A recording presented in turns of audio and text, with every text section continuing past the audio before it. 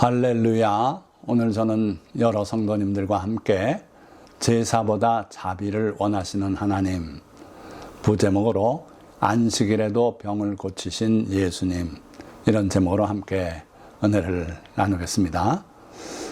오늘은 두 단락으로 말씀을 증거할 텐데, 첫째 단락은 우리의 생각과 다른 하나님의 생각. 호세아 6장 6절 상반절 말씀을 보면은 나는 인애를 원하고 제사를 원하지 아니하며, 이렇게 하나님께서 호세아 선지자를 통해 말씀하고 계시죠. 우리는 흔히 하나님께서 제사, 즉 예배를 귀하게 여기시고 그거를 잘하기를 원한다, 이렇게 생각하죠. 물론 하나님 앞에 올바른 예배, 제사 바르게 드리는 건 매우 중요합니다. 그러나 하나님은 인애를 원하신다 그랬어요. 제사가 아니고, 심지어 제사를 원하지 아니한다까지 말씀하셨어요. 그래서 우리의 생각과 좀 다르지 않는가. 우리는 늘 교회에 가면은 주일 예배, 수요 예배, 모든 예배에 참석하고 충성하기를 말씀하는데, 그거보다는 하나님께서는 인애, 즉 자비, 긍휼을 베푸는 삶을 더 원하신다 말씀하고 있죠. 자, 뿐만 아니라 예수님께서 사마리아 여인에게 하신 말씀이죠. 우리 조상들은 이 산에서 드리라고 하고 유대인들은 예루살렘에서 예배드려야 한다고 하는데, 그때 예수님께서 예루살렘으로도 말고 이 산으로도 말고, 그러니까 우리들의 생각과 다르죠.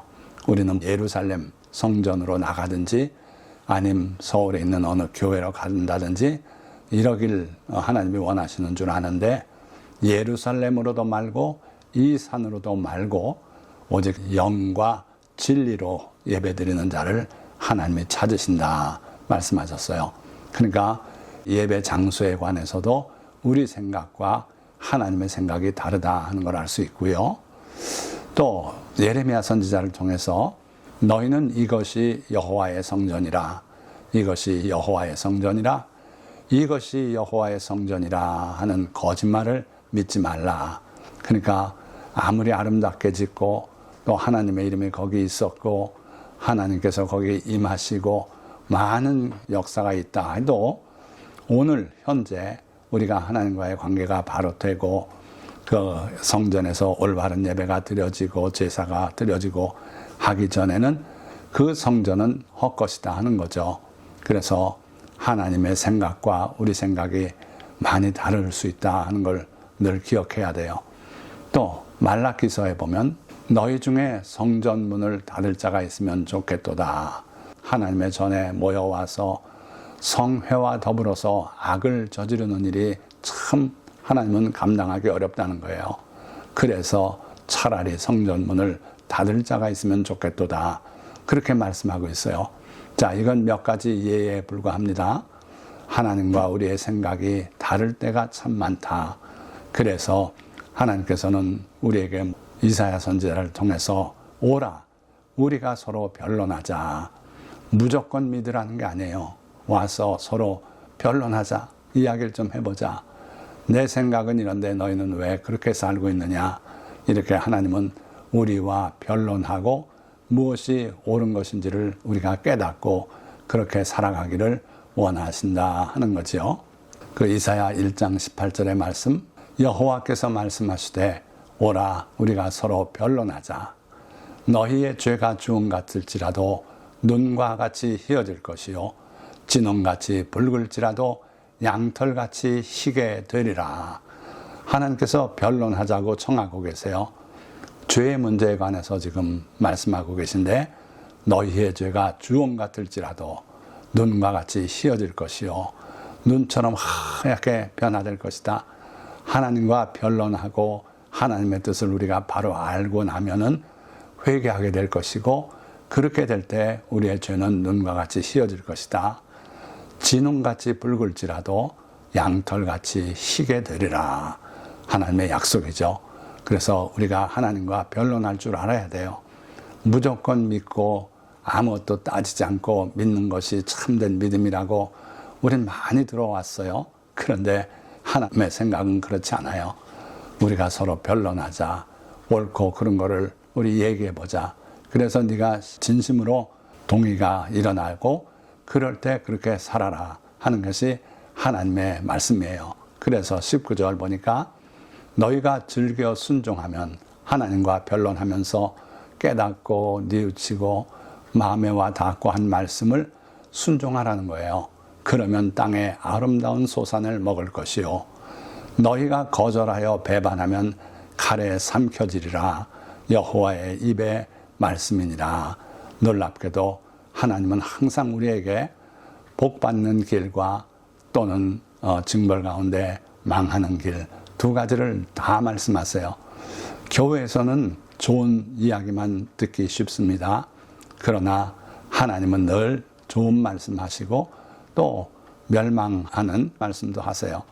우리가 하나님 앞에 두려움을 갖고 바르게 살아서 복받는 길로 나가길 하나님은 원하셔요. 결코 우리가 멸망의 길로 나가길 원하지 않으시죠. 자, 그러니까 우리는 두려움 없이 하나님 앞에 나가서 하나님과 변론할 줄 알아야 돼요.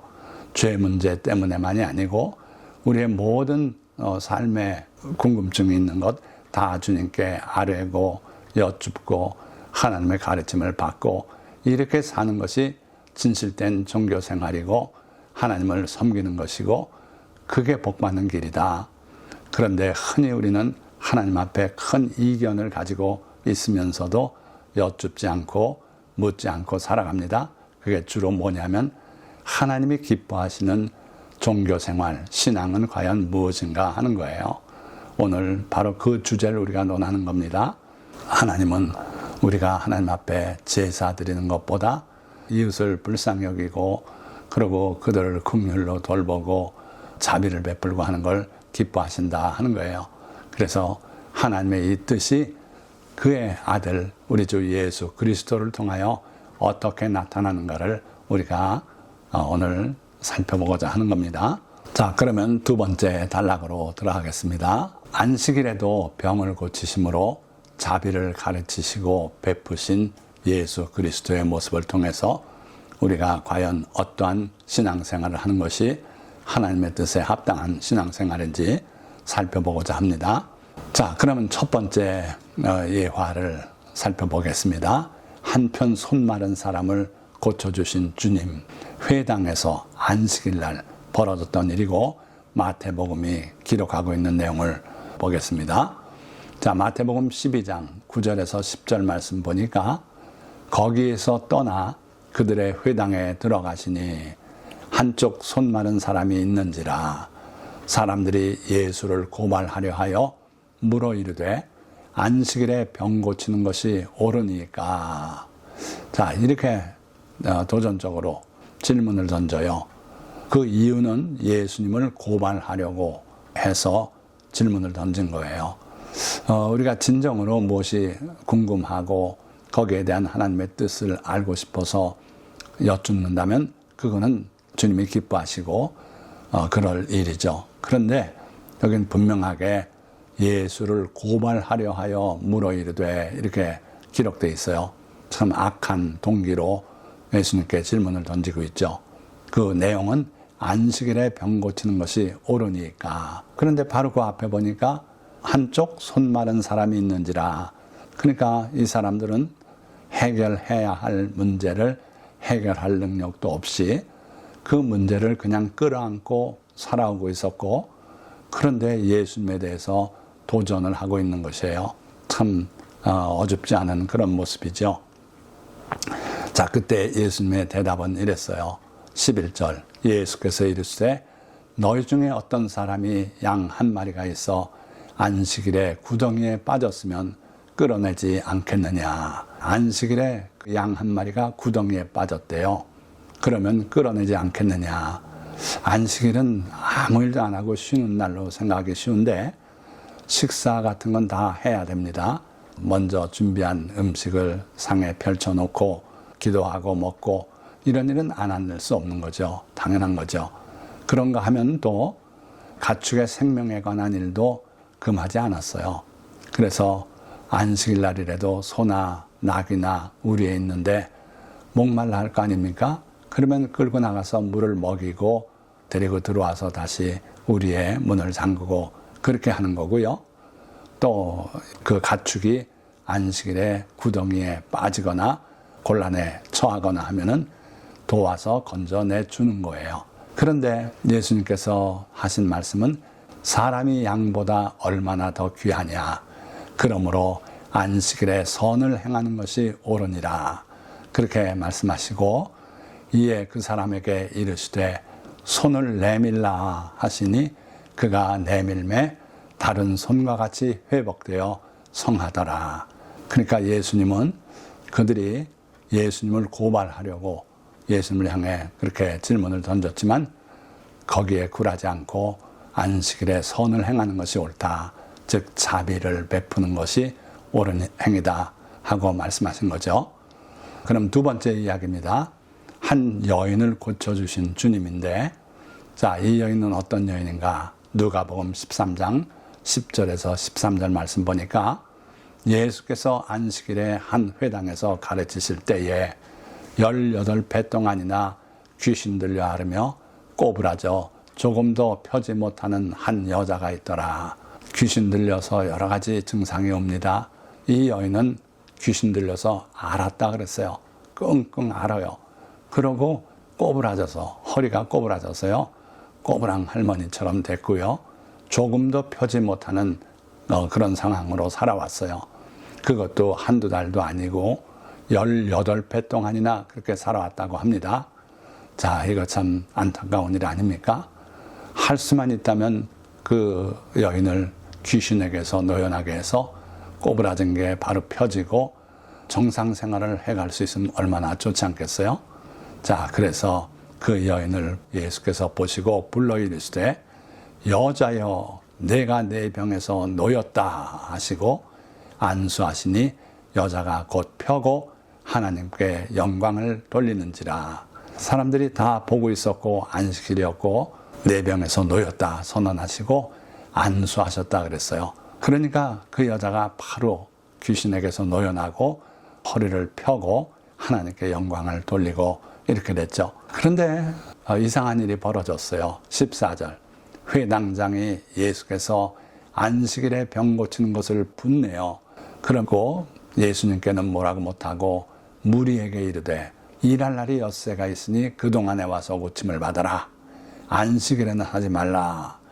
마치 하나님처럼 그렇게 성도들에게 명령을 내리고 있었어요. 그런데 잘 보시면은 회당장의 무관심과 위선적인 태도가 보이지 않습니까? 이 꼬부라진 여인이 18년 동안 그렇게 살아오면서 지역의 회당에 늘 출석을 했던 걸로 보는 게 자연스러운데 그동안에 뭘 해줬습니까? 예수님께서 고쳐주시니까 그걸 보고 화를 내요. 그러니까 회당장은 그 여인에 대해서 무관심했고 위선적인 태도를 가지고 있었어요. 그러나 하나님께서는 인애를 원하시고 제사를 원하지 않는다 그러셨어요. 하나님은 번제를 원하지 아니하시고 하나님을 아는 것을 원하신다 그랬습니다. 하나님이 어떤 분이신지 하나님이 무엇을 원하시는지 그런 걸 우리가 자세히 알아야 된다는 거예요. 그래야 엉뚱한 짓을 안 한다.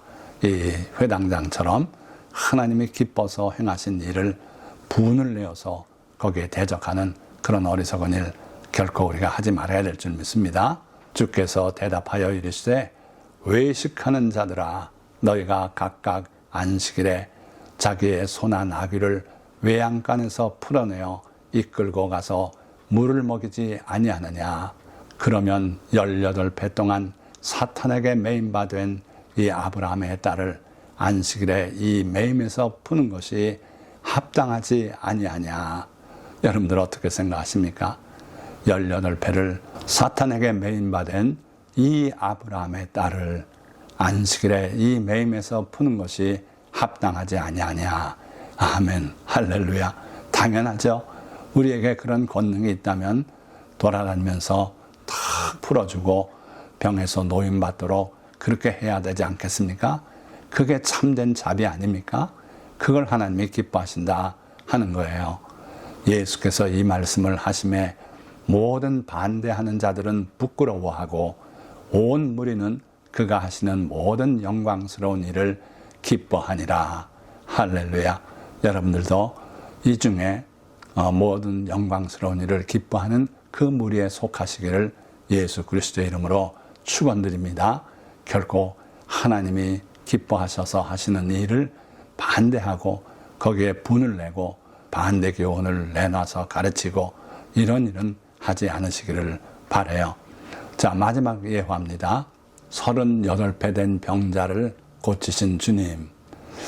예수님께서 하루는 예루살렘에 올라가셨어요. 명절이 되어서 올라가셨다 그랬습니다. 예루살렘에 있는 양문 곁에 히브리 말로 베데스다라 하는 못이 있는데 거기에 행각이 5이 있고 그 연못 주변에 많은 병자들이 거기에 누워있고 앉아있고 그리고 천사가 내려와서 그 연못물을 동하게 하면 누구든지 제일 먼저 그 연못물에 들어간 사람이 병이 낫더라.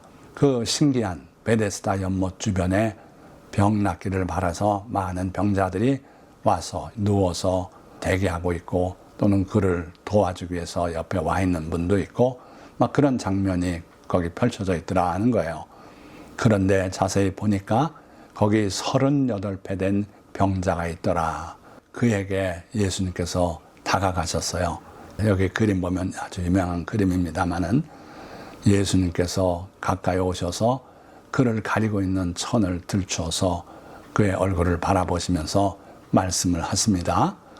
예수께서 그 누운 것을 보시고 병이 벌써 오래된 줄 아시고 이르시되 내가 낫고자 하느냐. 가장 중요한 질문이에요. 병자가 대답하되 주여 물이 움직일 때에 나를 못에 넣어주는 사람이 없어서 물이 일어날 때 내가 가고자 하면 다른 사람이 먼저 들어가고 저는 아직까지 병 고침의 기회를 누리지 못하고 있습니다. 이런 식으로 자기 형편을 주님께 아뢰고 있었어요. 그러자 예수께서 이르시되 일어나 내 자리를 들고 걸어가라 하시니 그 사람이 곧 나아서 자리를 들고 걸어가니라. 이 날은 안식일이니 예수님께서 직접 뭔가 크게 노동이 되는 일을 하신 건 없어요.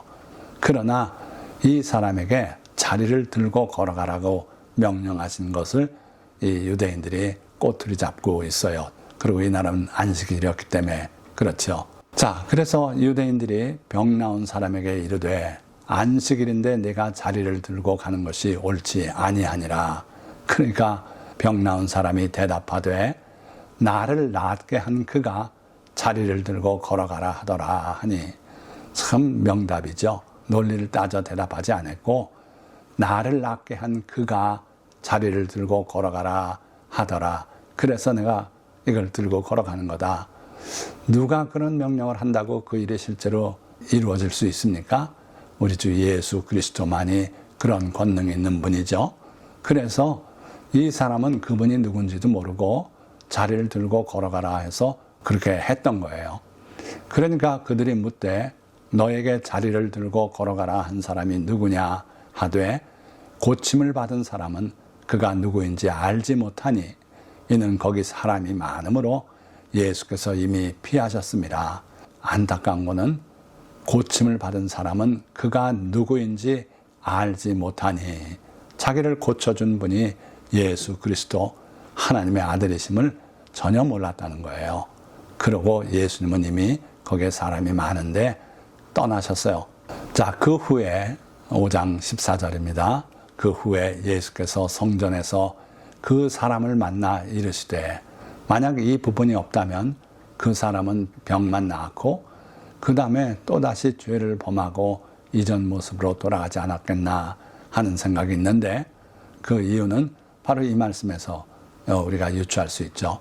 보라, 내가 나았으니 더 심한 것이 생기지 않게 다시는 죄를 범하지 말라 하시니 어찌됐든 그를 고쳐주셨고 그리고 그거보다 더 중요한 문제 때문에 그를 다시 만나셨어요. 이게 주님의 은혜입니다. 우리가 살아가면서 주님의 은혜를 체험하고 그걸로 뭐가 된 것냥 꺼들어거리는 사람들이 많이 있어요. 그런데 더 중요한 건 그 다음이에요. 주님의 말씀대로 살아야 돼요. 거룩한 삶을 살아야 돼요. 그래서 주님께서 그에게 오셔서 하신 말씀이 보라 내가 나았으니 더 심한 것이 생기지 않게 다시는 죄를 범하지 말라. 그렇게 말씀하시고 떠나가셨어요. 그리고 그 후에 그 사람이 유대인들에게 가서 자기를 고친 이는 예수라 하니라. 이걸 좋게 봐야 할지 어떻게 봐야 할지는 모르겠습니다. 어찌됐든 이전에 유대인들이 그에게 너를 고친 사람이 누구냐, 너에게 자리를 들고 걸어가라고 한 사람이 누구냐 할 때 자기도 모른다 그랬잖아요. 그래서 그 문제가 떠올라서 유대인들에게 가서 말했는지 어찌됐는지 그들에게 가서 자기를 고친 이는 예수라고 증언을 했어요. 그런데 그게 예수님께 득이 됐던 게 아니에요. 16절 말씀 보니까 그러므로 안식일에 이런 일을 행하신다 하여 유대인들이 예수를 박해하게 된지라. 그래서 예수님을 더 박해하게 되었다. 자, 그렇다면 이 세 가지 예화를 볼 때 예수님은 안식일 날 병 고치면 그것 때문에 박해가 올 줄 아신 예수님이에요. 그럼에도 불구하고 주님은 병자를 고쳐주는 것이 자비를 베푸는 일이고 하나님께서는 이와 같은 자비를 베푸는 일을 더 기뻐하신다. 그 말씀처럼 주님은 늘 그렇게 행하셨어요. 그러니까 안식일 날 병 고치는 거 고치면 분명히 시비가 들어오고 박해가 들어오겠다. 또 나를 십자가에 못 박을 것이다. 다 아셨지만 그렇게 하셨어요. 그러시면서 우리에게도 하나님께서 제사를 원하지 아니하시고 자비를 원하신다 하는 말의 뜻을 너희가 알았으면 좋았겠다. 그랬으면 죄 없는 자를 박해하지 않았을 것이다. 그렇게 말씀하시죠. 자, 말씀을 맺겠습니다. 하나님은 제사보다 자비를 그리고 번제보다 하나님 아는 것을 원하십니다. 그래서 예수님은 안식일 계명을 범한다는 핍박을 무릅쓰고 한편 손 마른 사람, 귀신에 눌려 18배 동안 펴지 못하고 살아온 여인, 베데스다 연못가에 누워 38배를 지낸 병자를 안식일 날 고쳐주셨습니다. 그러나 외식에 치우친 회당장은 예수님께서 귀신에 눌린 여인을 고쳐주셨을 때 분내며 안식일 아닌 날에 병 고침 받으러 오라고 회중을 나무랐습니다. 회당장이 그렇게 말하고 행동한 것은 그가 외식적 종교에 만족하며 그것을 자비보다 소중히 여겼기 때문입니다. 우리는 이러한 외식적 종교에서 벗어나 하나님을 사랑하며 이웃을 사랑하고 자비와 긍휼을 베풀 줄 아는 참 성도가 되어야만 할 것입니다. 오늘 이 설교 말씀 끝까지 시청하신 모든 성도님들에게 다 이와 같은 주님의 은혜가 넘치시고 여러분들이 자비의 실천을 통해서 하나님을 영광스럽게 하고 주님과 더욱 가까이 동행하는 성도가 다 되시기를 예수 그리스도의 이름으로 간절히 축원합니다. 기도하겠습니다.